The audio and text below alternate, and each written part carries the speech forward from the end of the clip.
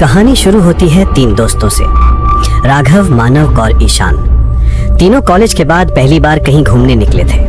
राघव हमेशा कहता था, भाई जिंदगी में थोड़ा एडवेंचर जरूरी है, वरना यादें क्या बनेंगी।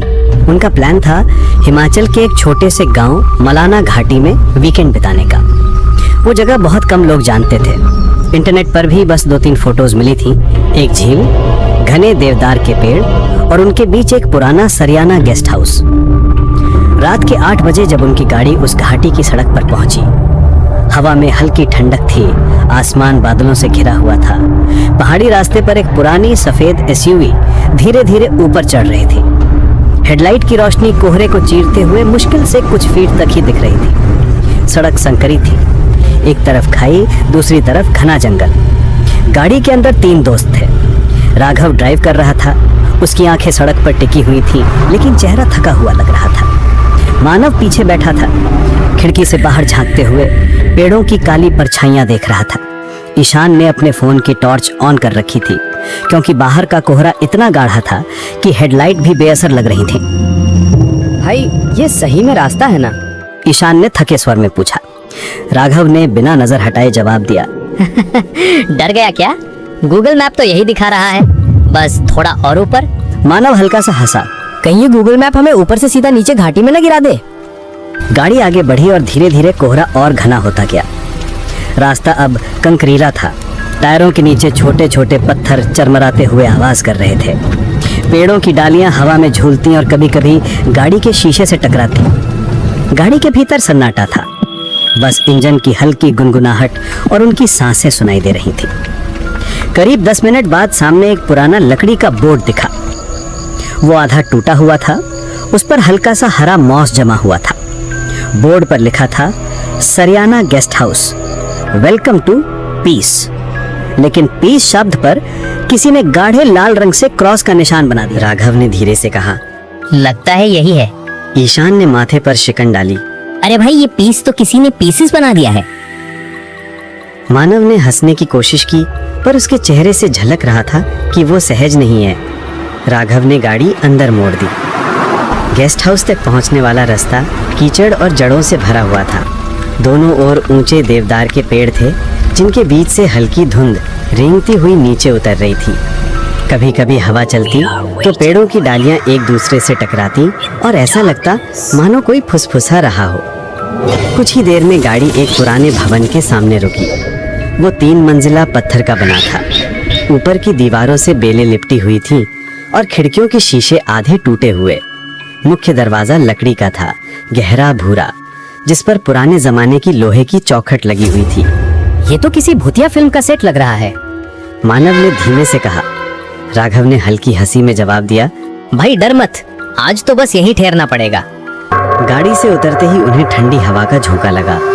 रात के 8:30 बजे थे। आसमान में चांद बादलों में छिपा हुआ था और चारों तरफ एक ऐसी शांति थी जिसमें हर आवाज गूंज जाती थी। राघव ने दरवाजे पर दस्तक दी। अंदर से कोई हलचल हुई। दरवाजा धीरे धीरे खुला और सामने आया एक बूढ़ा चौकीदार। उसके बाल सफेद थे, आंखें धसी हुई और चेहरे पर एक गहरी झुर्रियों की लकीर।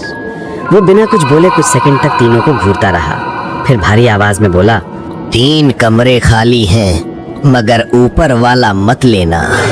राघव ने मुस्कुराते हुए पूछा, क्यों बाबा, ऊपर क्या है? भूत है क्या? बूढ़ा धीरे से बोला, जो ऊपर गया वो नीचे नहीं आया। एक पल के लिए माहौल ठंडा पड़ गया। ईशान ने घबराकर कहा, हम नीचे ही ले लेते हैं। बूढ़ा सिर हिलाता हुआ अंदर चला गया और तीनों उसका पीछा करते हुए गेस्ट हाउस में दाखिल हुए। अंदर की हवा सीलन भरी थी। दीवारों पर नमी के निशान थे और छत से लटकती पुरानी लाइट पीली झिलमिलाहट दे रही थी। सीढ़ियां लकड़ी की थीं और हर कदम पर हल्की आवाज देती। फर्श पर पुराने गलीचे बिछे थे, जिनसे हल्की सड़ी सी गंध आ रही थी। तीनों को नीचे वाले 2 कमरे मिले। राघव ने हंसते हुए कहा, यार अगर ऊपर कुछ है भी तो उसे डिस्टर्ब क्यों करें? मानव ने कहा, भूत नहीं, ह्यूमिडिटी ज्यादा है यहाँ। उन्होंने अपना सामान खोला, गैस स्टोव निकाला और थोड़ा खाने का सामान टेबल पर रख दिया। बाहर अब हल्की बर्फ गिरने लगी थी। खिड़की के बाहर सफेद परतें जमने लगी और हवा के साथ झोंके अंदर तक महसूस हो रहे थे, जो सीधे हड्डियों में उतर रही थी। रात करीब 10 बजे तीनों ने आग जलाई। गेस्ट हाउस का मुख्य हॉल बड़ा था, बीच में फायरप्लेस, दीवारों पर पुराने शिकार के चित्र और एक टूटी घड़ी। आग की लपटें लकड़ी को खा रही थीं और उसकी चमक उनके चेहरों पर पड़कर अजीब छायाएं बना रही थी। मानव ने बियर खोलते हुए कहा, भाई सोचो अगर सच में ऊपर कुछ हो। राघव मुस्कुराया, होगा भी तो फोटो ले लेंगे, वायरल हो जाएगा वीडियो। तीनों हंसे, लेकिन तभी ऊपर की मंजिल से कोई आवाज आई, जैसे कोई भारी चीज फर्श पर गिरी हो। ठक। तीनों चुप। मानव ने गर्दन उठाई। ये क्या था? ईशान ने डरते हुए कहा, कोई जानवर होगा। लेकिन कुछ पल के बाद वो आवाज फिर आई, इस बार जैसे कोई धीरे धीरे चल रहा हो। राघव ने टॉर्च उठाई। चल देखते हैं। ईशान ने कहा, पागल है क्या? तुझे याद नहीं उस बूढ़े ने क्या कहा था? लेकिन राघव ऊपर जाने लगा। सीढ़ियां पुरानी थीं, हर कदम पर चरमराहट होती, दीवारों पर धूल जमी थी। ऊपर पहुंचकर देखा, लंबा गलियारा, 4 दरवाजे और सबसे अंत में एक दरवाजा आधा खुला हुआ। राघव ने धीरे से धक्का दिया। कमरा अंधेरे में डूबा हुआ था। अंदर सिर्फ एक पुरानी लकड़ी की कुर्सी थी, जो अपने आप हिल रही थी।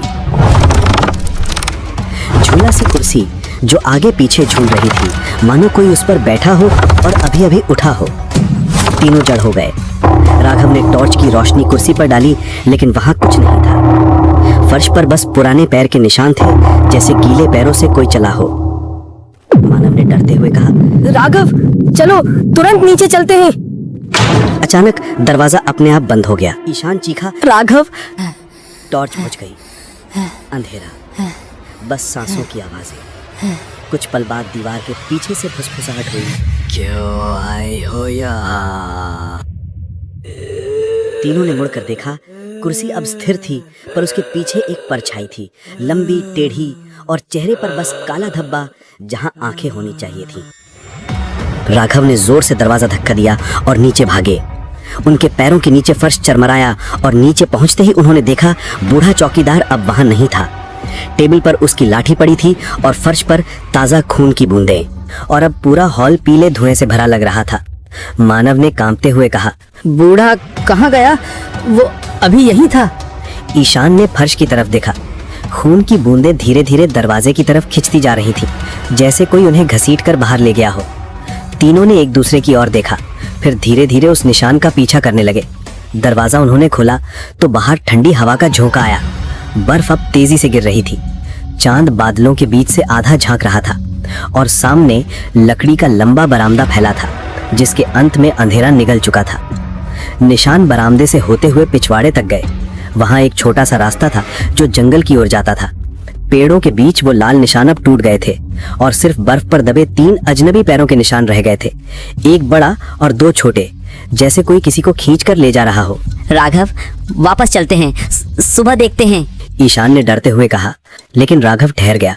उसकी आंखें कुछ ढूंढ रही थी। याद है बूढ़े ने क्या कहा था? ऊपर वाला कमरा मत लेना। उसने धीरे से आगे देखा। शायद जो ऊपर था वही उसे ले गया। तीनों वापस अंदर लौटे, दरवाजा बंद किया और कुर्सियां लगाकर टिकाया। गेस्ट हाउस अब और भी डरावना लग रहा था। हवा दीवारों की दरारों से अंदर आती और सीटी जैसी आवाज करती। तीनों आग के पास बैठ गए। बाहर बर्फ का तूफान बढ़ गया था।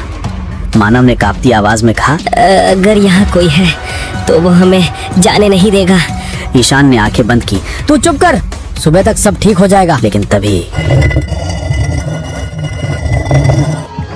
ऊपर की मंजिल से फिर वही आवाज आई। इस बार कदमों की नहीं, जैसे कोई जमीन पर कुछ घसीट रहा हो।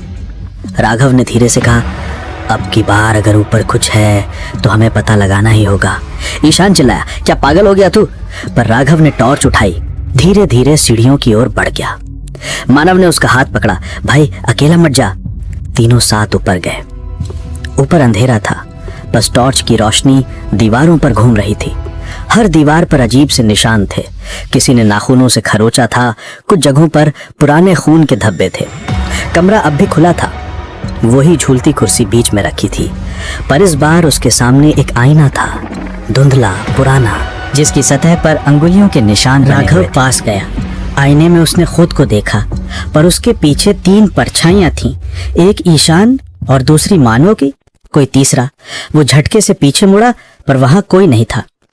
ईशान और मानव दरवाजे के पास ही थे। क्या हुआ? मानव ने पूछा। राघव बस घूरता रहा। अभी यहाँ कोई था। अचानक कमरे की लाइट टिमटिमाई, दीवारों पर बनी दरारें फैलने लगी, आईना अपने आप कांपने लगा और फिर उसके बीच से एक हाथ निकला। लंबी उंगलियां, सड़ी त्वचा और उसके नाखूनों के नीचे खून जमा था। तीनों चीख पड़े। राघव ने पीछे हटते हुए टॉर्च फेंक दी, जो फर्श पर गिरकर घूमी और रोशनी सीधी दीवार पर पड़ी। वहां अब बूढ़ा चौकीदार खड़ा था, लेकिन उसका चेहरा मानो जला हुआ था। वो बोला नहीं, बस उंगली से नीचे की ओर इशारा किया, फिर धीरे धीरे पीछे हटता गया और अंधेरे में गायब हो गया। तीनों नीचे भागे, दरवाजा खोलने की कोशिश की, पर वो हिला नहीं। मानव ने पूरी ताकत लगाई, फिर भी बंद। ईशान ने पीछे देखा, सीढ़ियों के ऊपर से कोई उतर रहा था, धीरे धीरे, कदम दर कदम। ईशान चिल्लाया, कौन है वहां? और ऊपर से वही आवाज आई, वो जो तुम तीनों के साथ है। तीनों ने पीछे मुड़कर देखा। वो इंसान नहीं था, वो वही परछाई थी जो आईने में दिखी थी। चेहरा बिना आंखों के और शरीर जैसे धुएं से बना हो।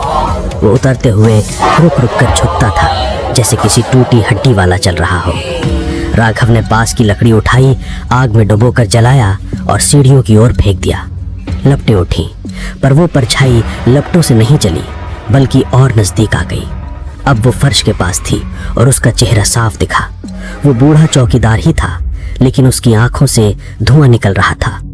उसने बस एक शब्द कहा, ऊपर मेरी लाश। राघव ने पीछे मुड़कर देखा। सीढ़ियों के बगल में दीवार फटी हुई थी और उस फटी जगह से एक पुरानी रस्सी लटक रही थी, जिसके नीचे एक हड्डियों का ढेर पड़ा था। ईशान ने कांपते हुए कहा, वो ये वही है। कमरे में हवा भारी हो गई, दीवारों पर बने निशान चमकने लगे, हर तस्वीर, हर खिड़की हिलने लगी।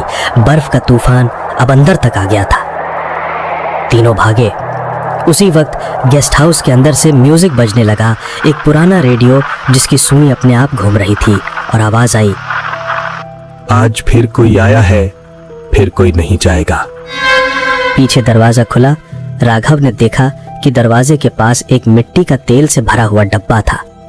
उसने उस डब्बे को उठाया और कमरे में फेंक दिया। मानव चिल्लाया, जला दो इसे, सब खत्म। राघव ने माचिस निकाला और जलाकर फेंक दिया। आग भड़क उठी, गेस्ट हाउस जलने लगा। तीनों बाहर भागे, लेकिन तभी ईशान अचानक से वहीं पर रुक गया।